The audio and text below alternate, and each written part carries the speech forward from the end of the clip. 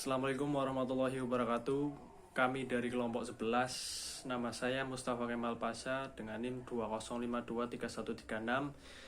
Kami akan membahas isu kontemporer tentang hukum mengucapkan selamat Natal, yang mana permasalahan ini sering terjadi tiap tahun yang di bulan Desember, tepatnya di hari Natal ketika Natalan, dan banyak golongan kaum Islam, terutama kaum Muslim, yang mempermasalahkan apakah boleh kita mengucapkan selamat Natal kepada kaum Nasrani,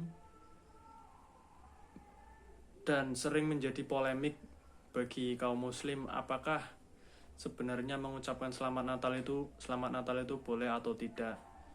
Nah, kali ini kami akan membahas secara lengkap dan selanjutnya akan dijelaskan oleh teman saya. Terima kasih. Saya Yusman Amela Soleha, NIM 2053098. Di sini saya akan menjelaskan contoh-contoh mengenai isu-isu kontemporer Amalia. Yang pertama ada transaksi digital atau mata uang kripto. Di era modern, penggunaan uang digital seperti e-wallet dan cryptocurrency, misalnya Bitcoin, menjadi hal yang umum. Dalam fikih ada perdebatan tentang apakah mata uang kripto dapat dianggap halal atau haram untuk digunakan dalam transaksi. Ulama akan meninjau apakah transaksi ini mematuhi prinsip-prinsip Islam seperti larangan riba, dahar, dan maisir atau perjudian. Yang kedua ada hukum bayi tabung, in vitro fertilization atau IVF. Teknologi medis yang memungkinkan pasangan memiliki anak melalui bayi tabung IVF juga menimbulkan pertanyaan tentang hukum penggunaannya. Dalam hukum Islam, diskusi berfokus pada apakah metode ini mematuhi kesucian nasab, apakah sperma dan sel telur yang digunakan berasal dari pasangan suami istri yang sah, serta bagaimana pandangan fikih mengenai donor sperma atau sel telur dari pihak ketiga. Yang ketiga ada transplantasi organ. Masalah terkait donor dan transplantasi organ adalah isu medis yang sangat penting. Fikih Islam meninjau apakah tindakan ini diperbolehkan dengan mempertimbangkan prinsip-prinsip tentang menjaga kehidupan dan melindungi tubuh manusia dari kerusakan atau penghinaan. Yang keempat ada asuransi syariah. Dalam masyarakat modern, asuransi adalah kebutuhan. Namun dalam fikih tradisional, konsep asuransi konvensional sering dianggap haram karena mengandung unsur dahar, ketidakpastian, dan riba.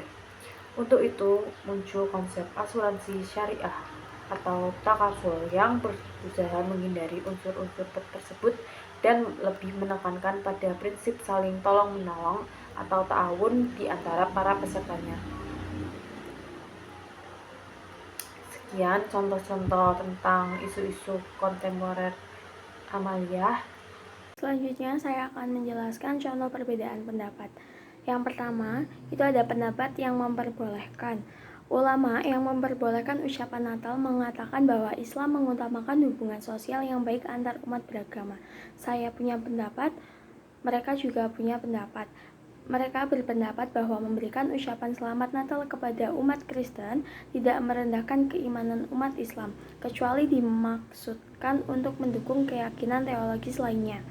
Misal, Syekh Yusuf Al-Qaradawi dan beberapa ulama kontemporer yang menyatakan bahwa pernyataan tersebut merupakan bentuk penghormatan sosial, bukan dukungan teologis.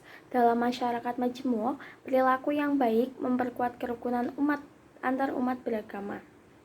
Yang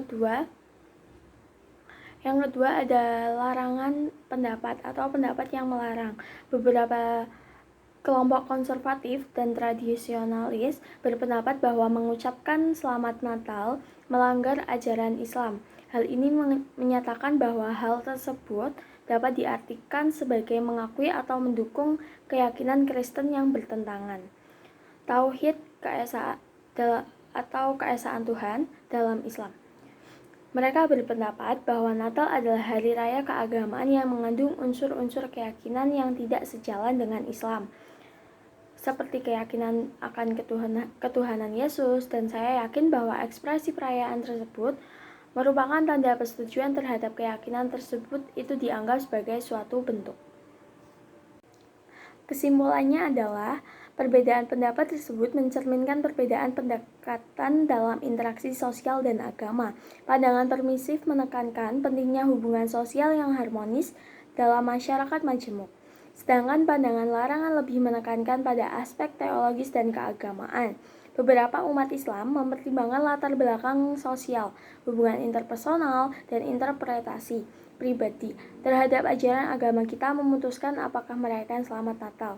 Kesimpulannya, meski berbeda pendapat di kalangan ulama, namun yang terpenting adalah menjaga silaturahmi dalam masyarakat dan kerukunan antar umat beragama. Sekian dari saya.